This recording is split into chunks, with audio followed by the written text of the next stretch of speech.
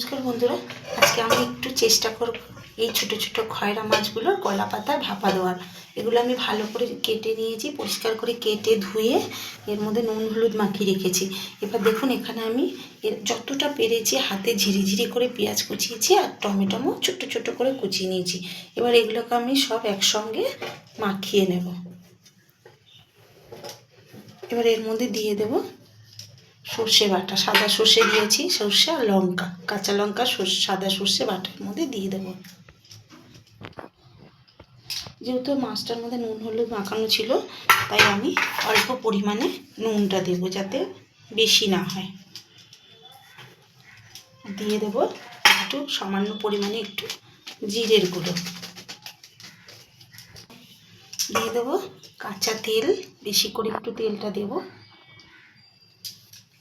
দিয়ে এটাকে আমি এর মধ্যে সামান্য পরিমাণে একটু চিনিও দেব, সামান্য পরিমাণে একটু চিনি দিলাম, যাতে স্বাদ এবং কালারটা দুটোই ভালোই আসে। দেখুন, এটাকে আমি হাতে আলতো হাতে ভালো করে মিশিয়ে নেব।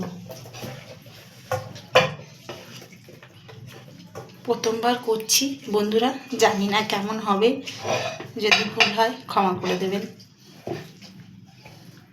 চাটু নিয়ে নিয়েছি, এবার চাটুর মধ্যে আমি প্রথমে ছোট্ট একটা কলা পাতা দিয়ে দেবো, তারপরে বড় কলা পাতাটা দিয়ে দেবো। দিয়ে এবার এটাকে আমি এর মধ্যে আস্তে আস্তে করে সাজিয়ে দেবো। এরমভাবে সুন্দর করে সাজিয়ে নিয়েছি। এবার আমি এটাকে আস্তে আস্তে এর উপরে দিয়ে দেবো। এটাকে আমি ভালো করে সাজিয়ে এবার এটাকে আমি এরমভাবে ভালো করে উপরে ঢেকে দেব, যাতে জিনিসটা ভালো ঢাকা হয়ে যায়, দেখা না যায়।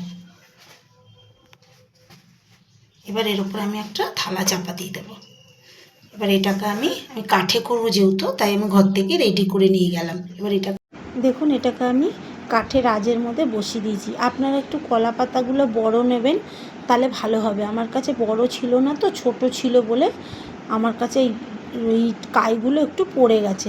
এবার দেখুন আমি কিভাবে এক সাইড হয়ে গেছে যেহেতু, তাই আমি আস্তে করে ভালো করে খুন্তি দিয়ে আস্তে আস্তে মানে নিচটা খুঁচিয়ে আমি একটা থালার মধ্যে চাটু থেকে তুলে নিলাম।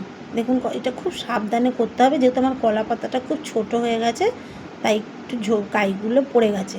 এবার এর ওপরে আমি আর একটা থালা চাপা দেব, দিয়ে এবার এটাকে আমি উল্টে দেবো। দেখুন কিভাবে উল্টে দিচ্ছি, এই দেখুন আস্তে করে খুব সাবধানে। তবে ঝোলটা টেনে যাওয়ার পরই একটা থালার ওপরে তুলে আর একটা থালা উপরে দিয়ে উল্টোতে হবে, নাহলে ঝোলটা পড়ে যাবে।